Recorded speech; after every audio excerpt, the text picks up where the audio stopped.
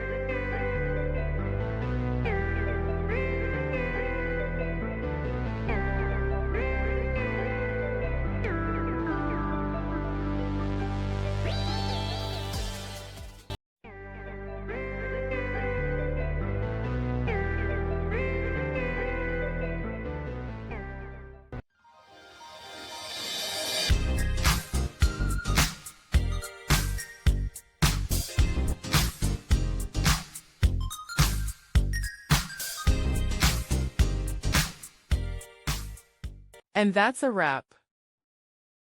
I hope you found the answer you were looking for. If you did, take a second to hit that subscribe button. It really helps out.